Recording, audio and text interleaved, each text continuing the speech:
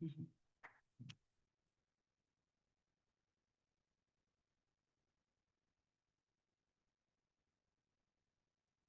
Nos sentamos todos a ponerlo en la conversación y obviamente a llevar los zapatos y ponernos los zapatos de estas personas que viven con este trastorno y por supuesto esos entornos familiares que se ven gravemente afectados. Si me permiten, les quiero pedir a los miembros del presidium que nos acerquemos para tomar una fotografía, por favor, antes de bajar y antes de dar inicio a la primera ponencia.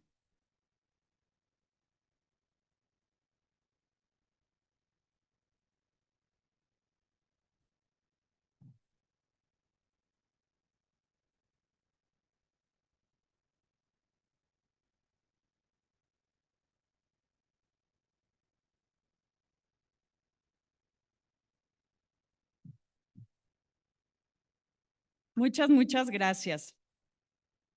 Eh, hoy, hoy inicia este Congreso Internacional.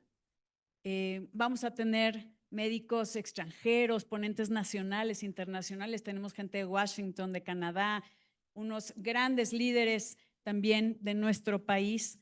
Y a todas las personas que nos siguen en streaming, gracias también por unirse en el país en el que se encuentren, porque esto es algo que debemos de hacer notar, de elevar la voz y de que llegue a todos los oídos por una niñez sin alcohol. Hoy inicia este congreso con la convicción que el conocimiento salva vidas y obviamente transforma los futuros. El trastorno del espectro alcohólico fetal no es solo un diagnóstico médico, es una realidad social que interpreta a familias, comunidades y por supuesto los sistemas de salud en todo el mundo. Su impacto es prevenible, pero su huella puede ser irreversible si no actuamos todos juntos. Este encuentro es un llamado a la ciencia, a la ética, a la empatía. Tenemos frente a nosotros la oportunidad de sumar esfuerzos, de unir experiencias y de construir estrategias, sino también reforzar la prevención y que hagamos estas estrategias que no solo mejoran la detección y el tratamiento, sino también que hagamos conciencia pública. Yo quiero pedirles en lo personal que este no solo sea un espacio académico, que sea un compromiso colectivo para generar conciencia y abrir caminos de esperanza. Que cada voz aquí presente y quienes nos escuchan y nos ven en donde se encuentren sea un eco que atraviese fronteras.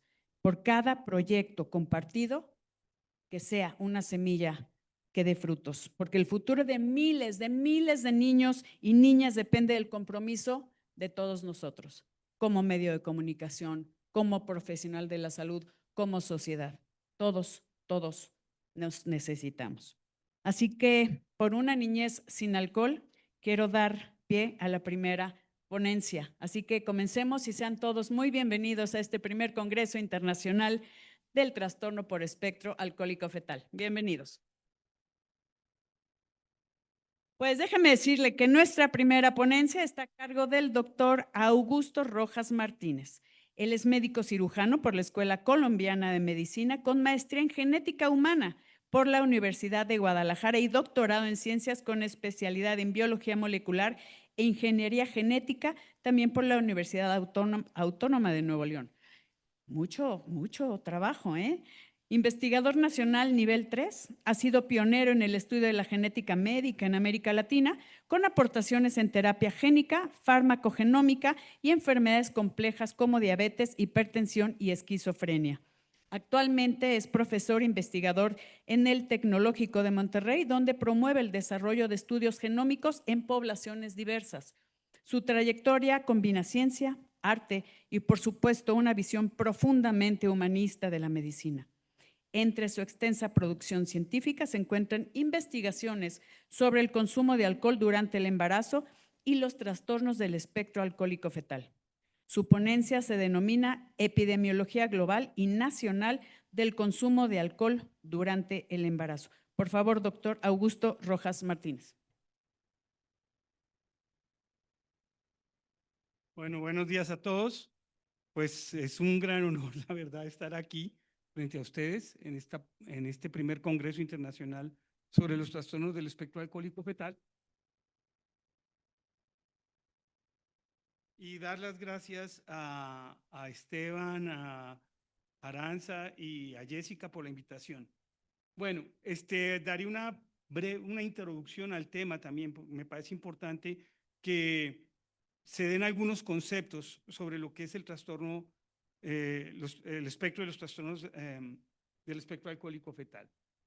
Bueno. Ay, caray. Ya. Bueno, primero que todo, esta es simplemente para declarar que no hay ningún conflicto de interés. Soy simplemente un profesor de la Escuela de Medicina y no estoy recibiendo ningún honorario por esta presentación.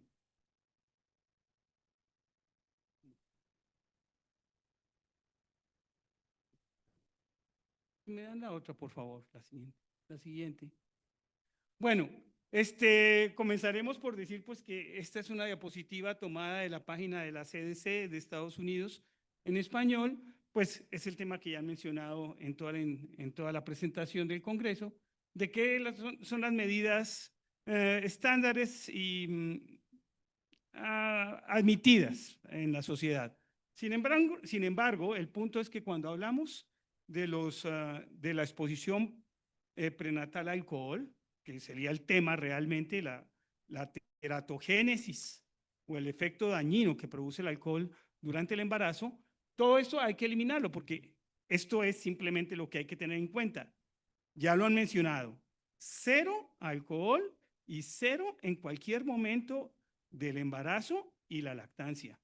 Y si me lo permiten, probablemente van a haber evidencias de que también antes de la concepción el alcohol podría trastornar a las células germinales, inclusive las del varón, inclusive los espermatozoides podrían estar alterados por la exposición al alcohol. Entonces, creo que durante el desarrollo científico que está por venir, tendremos a lo mejor claro alguna indicación sobre la exposición de los padres, no tanto de las madres, sino de los padres al alcohol en un futuro. Total que esta es la siguiente parte de las recomendaciones de la CDC, que estas sí aplican a nuestro Congreso, no consumo de alcohol por parte de las mujeres embarazadas y no tampoco durante la infancia hasta el inicio de la vida adulta. ¿Por qué? Porque tenemos muchos tejidos, pero uno que curiosamente entre los mamíferos nos caracteriza como especie humana, que sigue creciendo, es el sistema nervioso central, nuestro cerebro, que crece más o menos hasta la edad de los 21 años por ahí. Entonces, durante todo ese proceso de crecimiento y desarrollo del sistema nervioso central, el alcohol tiene su efecto. Entonces, básicamente esta es la recomendación. No, padres, no exponer a sus hijos al alcohol desde la concepción hasta el inicio de la vida adulta. ¿Sí? Ya en la vida adulta, pues, ya cada cual tiene su formación y sus derechos, ya verá cada cual cómo toma sus decisiones, pero esa es la idea, ¿no? Bueno, les comentaba que entonces desde el punto de vista, pues digamos, científico y médico, el primer tema es la exposición prenatal al alcohol, ¿verdad? Esto ocurre cuando una mujer embarazada, esta exposición ocurre cuando una mujer embarazada consume alcohol en cualquier momento. Y lo que sí tenemos claro es que cualquier consumo de alcohol llega directamente a la placenta y llega a los tejidos fetales y genera patología, ¿sí? Estos tejidos, recordemos, están en desarrollo y en crecimiento.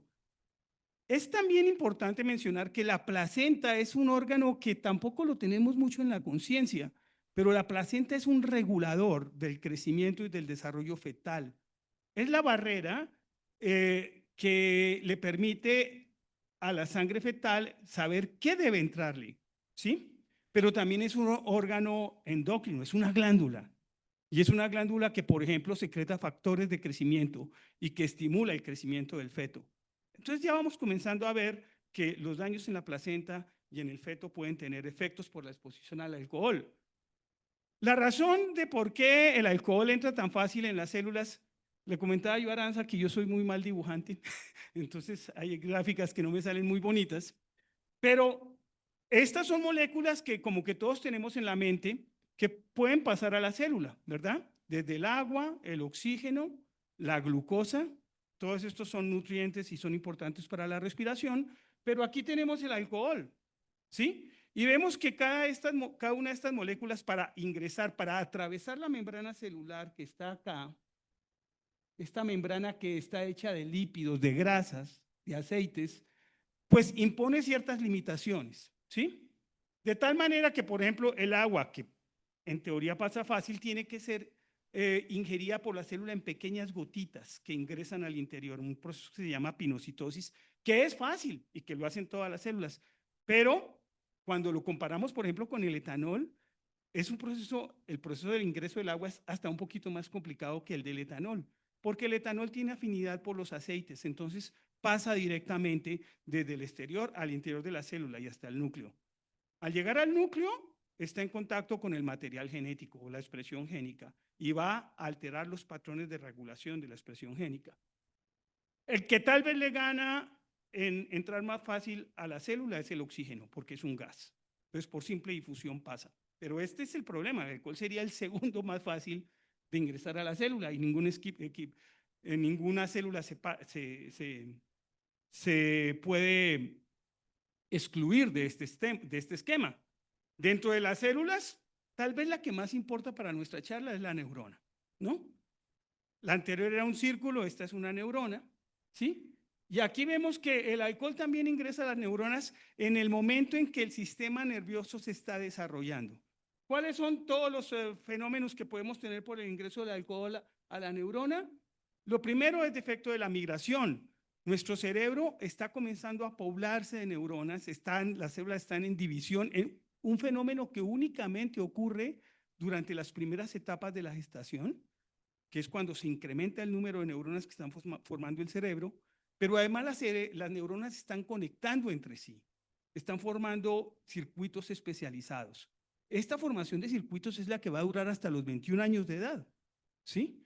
Y además, estos circuitos se van a reforzar por un sistema como de aislamiento que se llama mielinización. Todos esos procesos van a estar alterados. Es más, el alcohol va a matar algunas de las neuronas que están formando el cerebro del feto. Entonces, el problema es gravísimo. Y hay otro fenómeno que también es importante, que durante la ramificación y las conexiones, pues una neurona establece millones de contactos con otras células y luego viene un sistema de podamiento para definitivamente decidir cuáles son las conexiones que deben hacerse en determinadas partes del cerebro, podar como podar un árbol y dejar únicamente las conexiones que importan. El alcohol también afecta ese fenómeno. Total, que eso es lo que diríamos que afecta a la neurona y eso lo volveremos a repasar rápidamente. Entonces el alcohol afecta a estas estructuras que están ilustrando aquí. Aquí está. Caray, no logro. El señalador no me funciona. Bueno, pero arriba está la placenta. Arriba está, ay, perdón. Arriba está la placenta, que ya les dije que es impactada y que es un regulador importante, y produce una serie de fenómenos de fisiología celular que afectan el desarrollo, ¿no? Las modificaciones de la expresión génica, el alcohol ingresando en el núcleo, afecta la expresión de los genes. Induce apoptosis o muerte celular. Y ahorita lo explicaré un poquito más adelante, también afecta importantes ejes del sistema endocrino, del sistema endocrinológico. Y hoy comenzamos a entender que este es también un daño derivado de una modificación genética, ¿sí? Altera la formación no solamente del tejido del sistema nervioso central, sino también hay otros órganos que son impactados, particularmente el corazón y el sistema inmunológico. Total, que al feto en formación le estamos haciendo daño en múltiples tejidos y múltiples órganos. Bueno, aquí rápidamente revisemos la placenta. Esta diapositiva es de una investigadora de nuestro grupo en el Tecnológico de Monterrey. Esta no es una investigación mía, esta es de Irene Martín del Estal, donde ella comenzó a observar este efecto de las disregulaciones, de las alteraciones de la placenta producidas por la exposición al alcohol en ratitas. Y entonces este grupo pudo determinar cómo, por ejemplo, una de las hormonas que se secreta en la placenta, el insulin growth factor, factor de crecimiento parecido a la insulina, la expresión de este factor era afectada por el alcohol y esto puede inducir bajo peso y talla al nacimiento. Hoy sabemos que inclusive, además de este trabajo, hay otros que apoyan que, por ejemplo, una hormona que produce la placenta, que es la hormona la gonadotrofina coriónica humana, también se afecta la producción de esa hormona. La producción de estas dos hormonas interviene en el crecimiento del feto, o sea que vamos a tener fetos de bajo peso y talla, ¿sí? Solamente por eso. Pero además de esto, yo les mencionaba que esta es un órgano barrera, entonces al dejar pasar el alcohol y el acetaldehído, que es un derivado del alcohol que lo ha producido el hígado materno, pues va a inducir muchos fenómenos de acidez, de estrés oxidativo y de efecto inflamatorio en el feto. Esta diapositiva también para mí muy importante por dos cosas.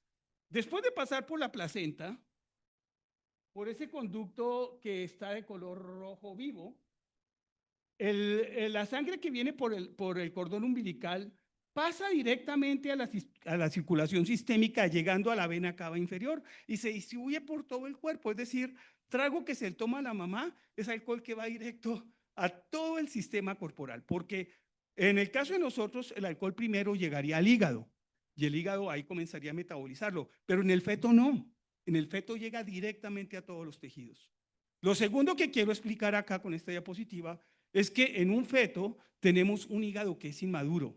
Entonces las enzimas que metabolizan el alcohol pues todavía no se producen. Por ejemplo, el alcohol deshidrogenasa o algunos citocromos. Entonces esto hace que la concentración de alcohol en el feto sea mayor proporcionalmente a la que se encuentra en la madre. Es decir, el efecto del alcohol en el feto es peor. Bueno, bueno, yo soy genetista, entonces no me puedo escapar de este tipo de fenómenos que están ahora en boca de todos los científicos, que son los fenómenos epigenéticos. Los fenómenos epigenéticos son alteraciones producidas por factores ambientales que alteran la expresión de los genes. Y uno muy interesante que se ha estudiado es cómo la exposición del alcohol le hace tanto daño a las madres como a los fetos, pero particularmente en el feto produce una desregulación de uno de los sistemas endocrinos más importantes, que es el eje hipotálamo, hipófisis o pituitaria y glándula suprarrenal. La situación es que la exposición al alcohol, como vemos aquí en el cuadro azul, hipermetila o genera una modificación química en lo que podríamos llamar son los interruptores de los genes. Apaga los interruptores de los genes de la proopiomelanocortina, un gen que produce una proteína en el hipotálamo que es importante para la producción de la hormona adrenocorticotrópica, que estimula a la glándula suprarrenal para que la glándula produzca cortisol. ¿Sí? Y el otro gen que está ahí es PER2. Y PER2 es un gen que tiene que ver con el ciclo circadiano, es decir, con la regulación biológica que produce el fenómeno de la luz del día y la oscuridad de la noche, y que es la que en nosotros los mamíferos nos regula nuestras actividades de día y de noche. ¿Sí? Y que es muy importante en el desarrollo cerebral porque nuestro cerebro tiene que entender cuándo es de día y cuándo es de noche para organizar todas nuestras actividades. Total que estos dos genes están básicamente apagados. El problema que produce sobre el ciclo circadiano es que desde ahí comienza una desorganización de los esquemas cerebrales. Pero en el eje endocrino se produce una resistencia a un freno, porque resulta que el cortisol frena de manera automática al hipotálamo y a la hipófisis, ¿sí? Pero al estar dañado este circuito por efecto del alcohol, entonces la glándula suprarrenal produce mucho cortisol. Y ahora sí puedo hablar un poquito más en español. El cortisol es la hormona del estrés. Es la que induce fenómenos inflamatorios en todo el cuerpo. Entonces, una de las circunstancias que tendremos en el cuerpo de un feto expuesto al alcohol es un fenómeno de inflamación generalizada. Esto está completamente demostrado. Esto fue en un estudio en madres y en hijos, tanto expuestos al alcohol, madres expuestas al alcohol, que están presentadas en las gráficas, las expuestas del lado izquierdo y las no expuestas del lado derecho, y las dos gráficas primeras son de los niños de los productos, y todas son de los productos, donde vemos los niveles en los que químicamente se ha apagado por metilación los genes de la propia melanocortina. Los triángulos rojos muestran que los niveles de apagamiento son superiores, ¿sí? Y en la gráfica de la derecha lo que vemos son los niveles de cortisol. Entonces, allá vemos el gen muy metilado y aquí vemos altos niveles de cortisol en los fetos. Esto se tomó en los niños, en la saliva de los niños. Total que el punto es que tenemos alteraciones placentarias y alteraciones corporales, ¿no? Y aquí pongo una lista de algunas de ellas y los genes que están implicados, ¿verdad? Otra de las observaciones importantes, esta sí ya cada vez me voy a meter un poquito más en el sistema nervioso central. Arriba tenemos resonancias nucleares magnéticas de niños que fueron expuestos al alcohol, y abajo de niños que no fueron expuestos al alcohol, hijos de madres que no consumieron alcohol. Las áreas rojas muestran el desarrollo, el crecimiento del cerebro durante diferentes periodos de la vida, 3 a 4, 5 años, etcétera, etcétera. ¿Sí? Vemos que en la primera infancia, pues abajo vemos muchas áreas rojas, porque el cerebro está en pleno crecimiento y desarrollo. Y de hecho la masa encefálica está creciendo mucho. Cuando comparamos con lo que está arriba, vemos que por el contrario hay mucha pobreza en ese crecimiento. ¿Sí? A medida que pasa el tiempo, pues va disminuyendo este crecimiento. A 6 a 7 años, pues ya no tenemos tanto crecimiento, pero lo que llama la atención son las áreas azules en la parte superior, mostrando que hay áreas particulares del sistema nervioso central que no se pudieron desarrollar en la infancia, ¿sí? Y ahorita vamos a ver que eso se correlaciona con los trastornos del aprendizaje, de la conducta, porque son áreas específicas que han sido severamente afectadas por la exposición al alcohol, ¿sí? Y dentro de estas, las que más nos importan para este congreso, pues yo diría que serían las funciones cognitivas, ¿no? El procesamiento sensorial, el aprendizaje y la memoria, las funciones ejecutivas, que es el del control, es el de poder vivir en sociedad, seguir normas, tener una vida ordenada, y el lenguaje, ¿no? Entonces acá están.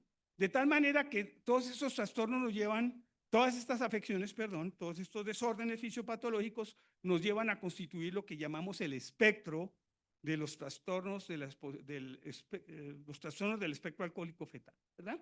Que lo podemos comparar como una sombrilla que abarca diferentes cuadros o entidades que los clínicos pueden reconocer. Hay algunas diferencias entre ellos, aunque yo diría que es un continuum, es como un espectro donde ninguno de los cuadros se le escapa a alguna de las cosas que tiene la otra patología, sino que en algunas de ellas hay cosas que son más graves y otras cosas que son menores. Si nos vamos a la más grave, pensamos en aquella que produzca malformaciones, que produzca efectos que puedan ser visuales y que nos permitan diagnosticarlo inclusive desde el recién nacido, desde la infancia. Entonces tendremos primero el síndrome alcohólico fetal, ¿sí? Reconocido por el doctor Jones de la Universidad de California en San Diego en los 70s, fue la primera advertencia de que el alcohol es el teratógeno más importante en la salud pública. Entonces, este es un trastorno en el cual veremos malformaciones en la cara, veremos malformaciones en las extremidades, además de un retraso importante del desarrollo psicomotor, incapacidad, discapacidad intelectual importante. Lo que le seguiría sería un síndrome alcohólico fetal parcial, que no cumple con todos los criterios completos. Luego tendríamos los defectos del nacimiento relacionados con el alcohol, que se caracterizan por disfunciones en otros órganos, donde eso es lo principal y no tanto las alteraciones del sistema nervioso. Ahorita los explicaré brevemente. Y finalmente estos dos que tengo yo aquí al lado derecho, que son trastornos del neurodesarrollo. Bueno, entonces aquí están las características. Aquí hay, a la entrada del Congreso hay un recién nacido con las características particulares, donde observamos particularmente este filtro, este espacio que hay entre la base de la nariz y el labio inferior. El labio inferior es muy delgado y el filtro es muy amplio. Y si nosotros vemos, tenemos dos columnas que se llaman columnelas, que en casi todos nosotros pues están bien formadas. Aquí desaparecen. Tenemos una estructura que es plana. Tal vez esa es la malformación más importante que hay.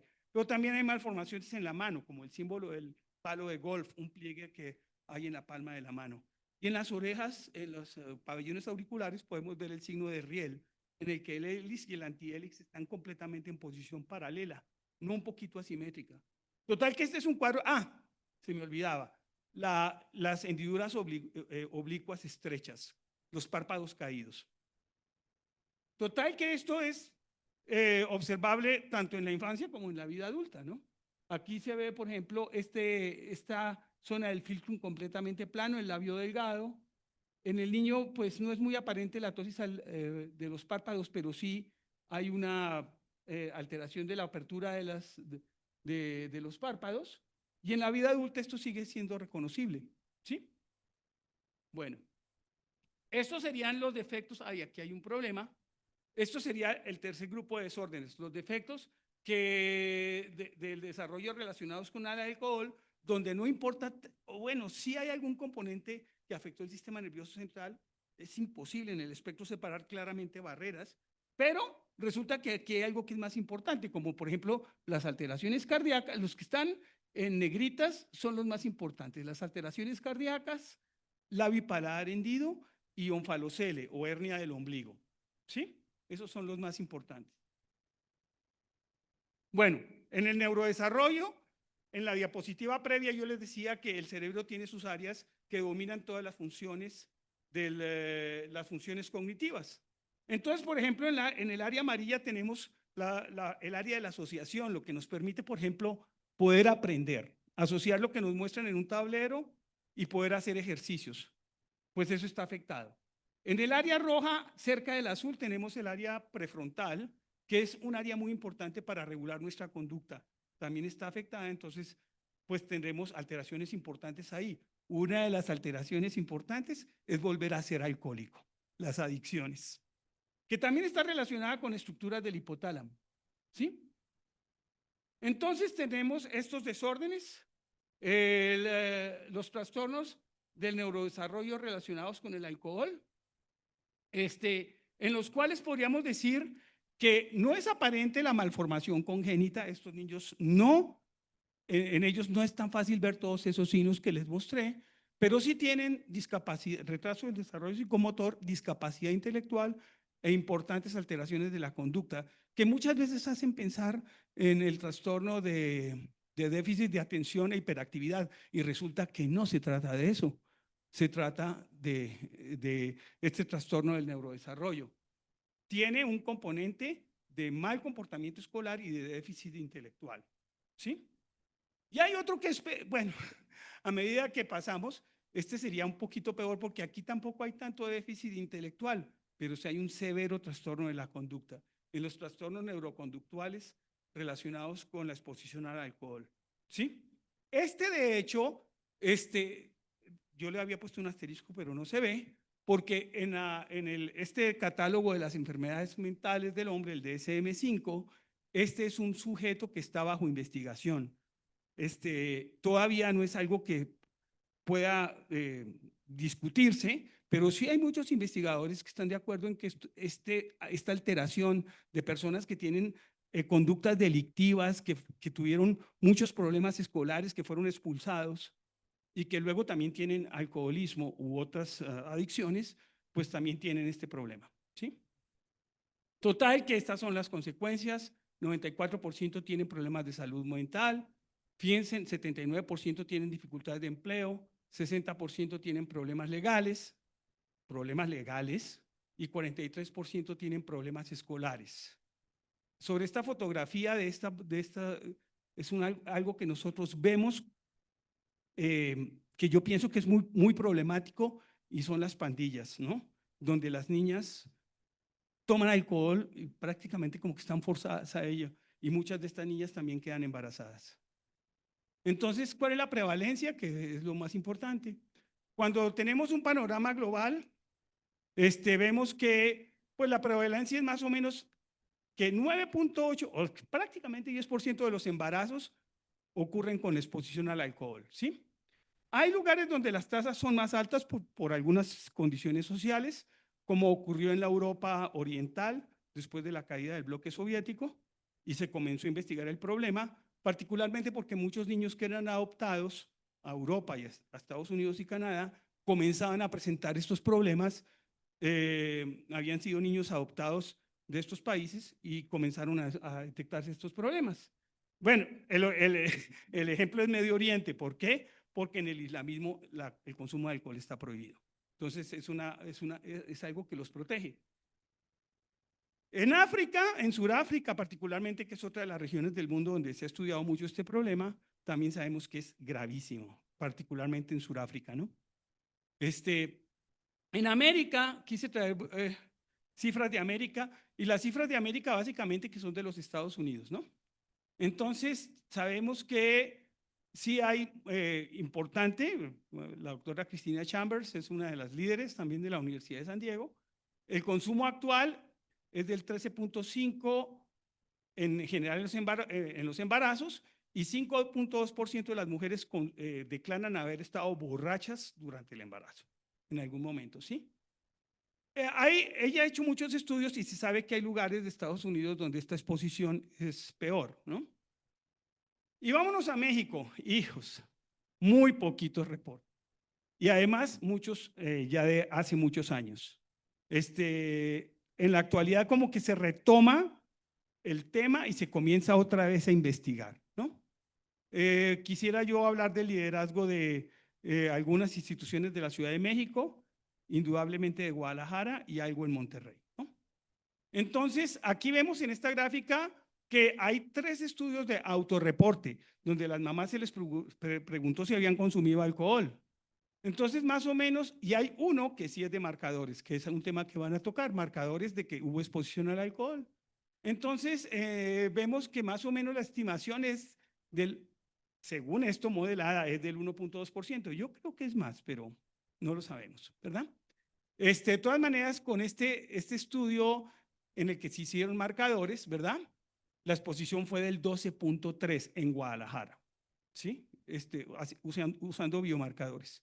Y nosotros en Monterrey hicimos un estudio, este sí fue de mi grupo, en el que en el Hospital Materno Infantil teníamos 2 problemas que queríamos analizar.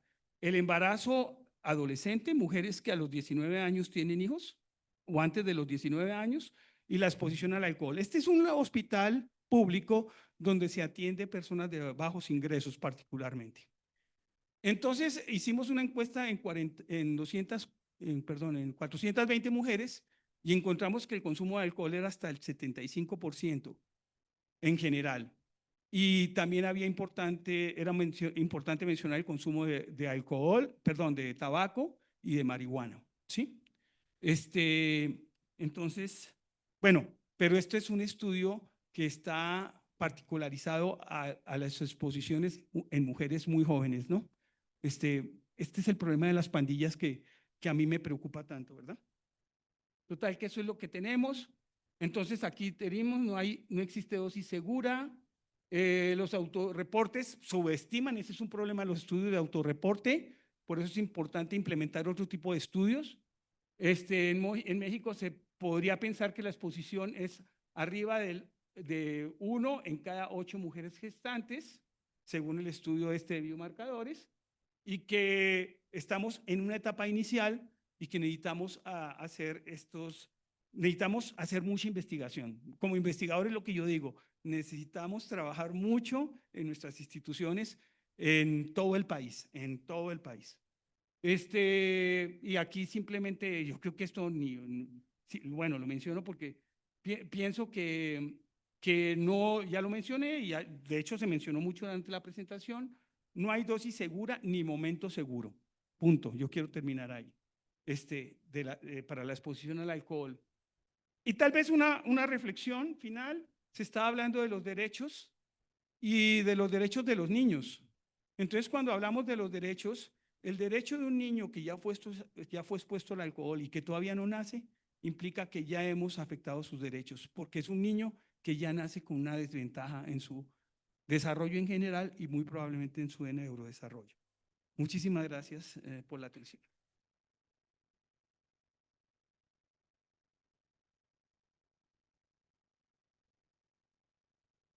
Gracias, doctor Augusto Rojas.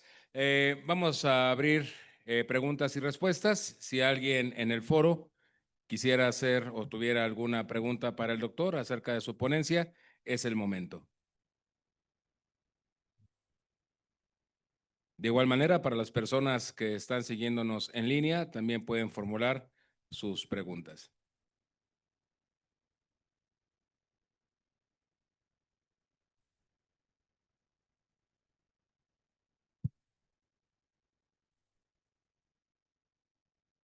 Muchas gracias.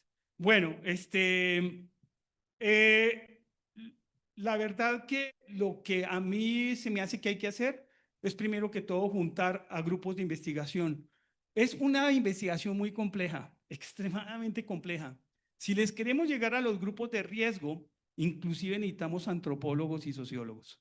O sea, meternos con las pandillas implica tener este tipo de profesionales que nos permitan entrar de una manera racional en esas comunidades. Yo hago mucho énfasis en la exposición al alcohol en los embarazos jóvenes. En estos grupos no tenemos niñas que tengan mucha educación, muchas son desertoras. Eso sí me tocó observarlo, hay mucha deserción escolar y esas son las niñas que quedan expuestas. Entonces, pero el problema es constituir esos equipos de profesionales y multiinstitucionales. Por la manera de nosotros de hacer la investigación en México, esto es un reto enorme.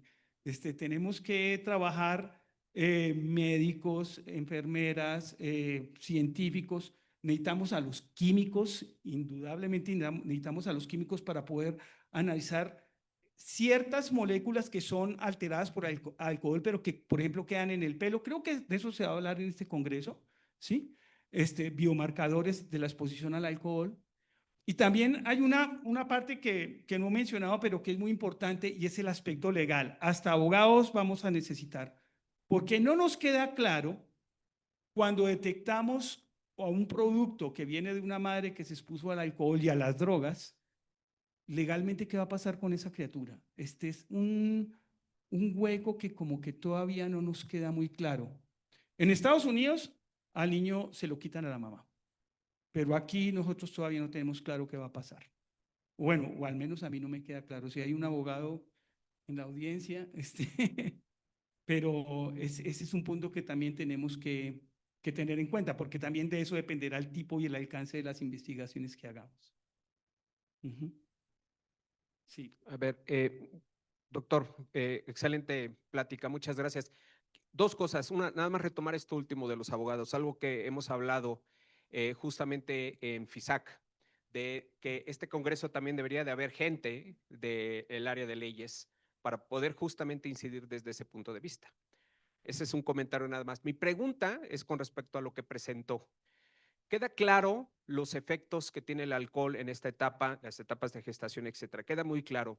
Pero, ¿qué se sabe? Y casi me temo cuál va a ser la respuesta, pero con otras afectaciones. Por ejemplo, el consumo elevado de grasas, el consumo elevado de azúcares, de ciertos azúcares, particularmente la fructosa.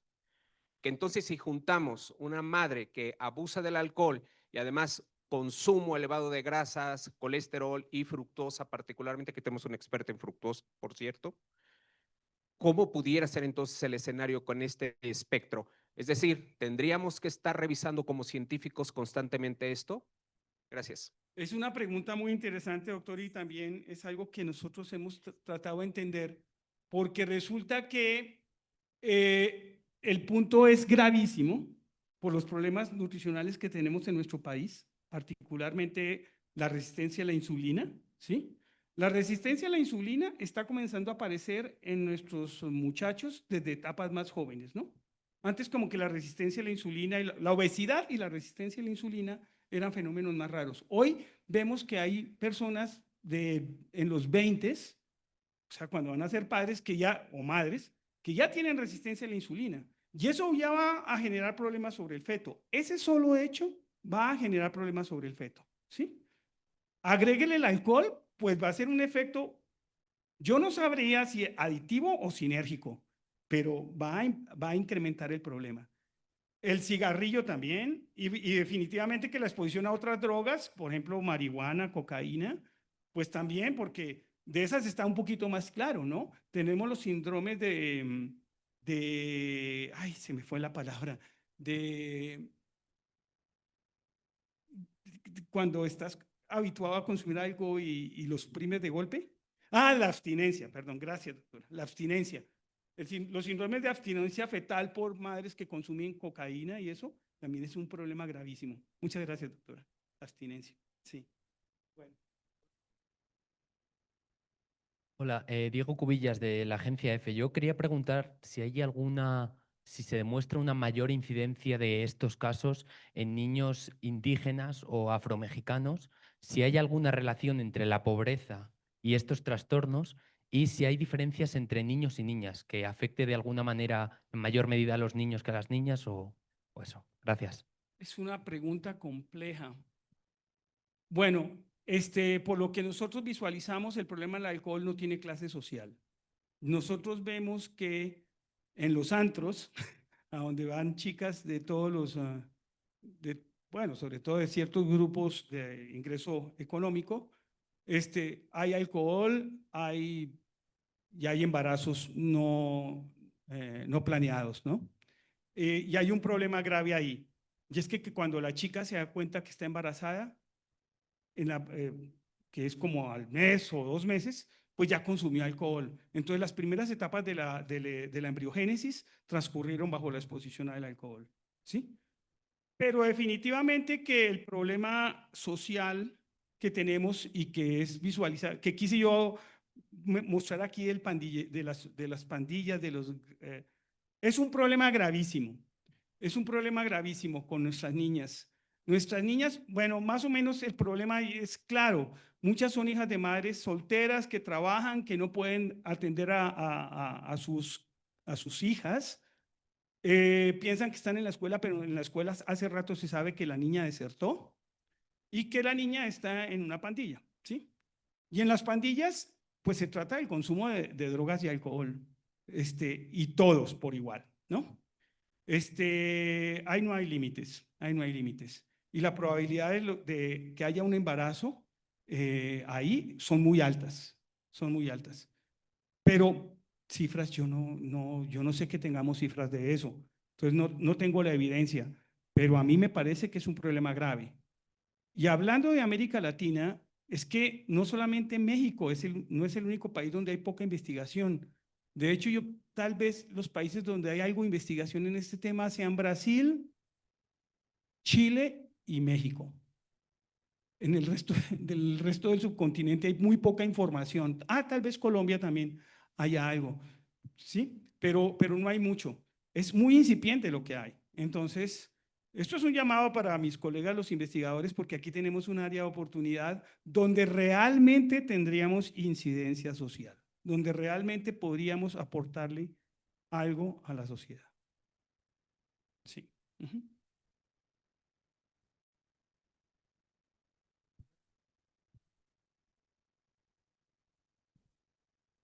Gracias por la exposición, le felicito. Y solamente preguntarle algo de metodología de los estudios de autorreporte que se hicieron.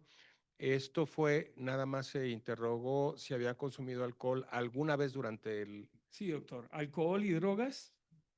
Sí, sí. Nada más, una encuesta completamente anonimizada y que no iba a tener ninguna repercusión para la mamá. Uh-huh. Sí, doctor. Para un cuestionario que sí pensamos que fue bien formulado, pero los autorreportes tienen el problema del diseño, doctor, pero también tienen el problema de lo que la mujer quiere contestar. Eso hay que tenerlo en cuenta. Entonces, ahí nos quedamos con esas. Sí. Los problemas de fertilidad cada vez son mayores, infertilidad cada vez son mayores, cada vez hay más problemas para lograr embarazos. ¿Cómo se correlacionaría este fenómeno del alcohol con la infertilidad? No, bueno, la infertilidad pudiera ser que no estuviera tan directamente asociada a este problema, ¿no? Bueno, de la infertilidad masculina bueno, primero hay que dividirlo entre fertilidad masculina y fertilidad femenina. Pero sabemos, bueno, por un lado el alcohol, aunque es un represor, es un estimulante y pues incrementa, incrementa la actividad sexual, ¿no? Sí, eso sí es claro, ¿no? Porque hay cierta desinhibición, entonces sí la incrementa.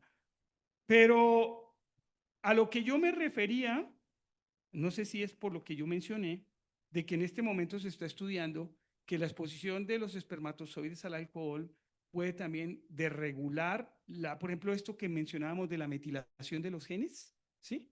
Puede ser que sí esté ocurriendo, pero es algo que está en estudio, ¿sí? Es algo que está en el proceso de estudio. Entonces, y por el momento se está haciendo en ratones y eso, ¿eh? Pero es probable que lleguemos a entender que sí, el alcohol puede alterar epigenéticamente a los espermatozoides y desde la programación inicial tener un efecto sobre el feto. Gracias.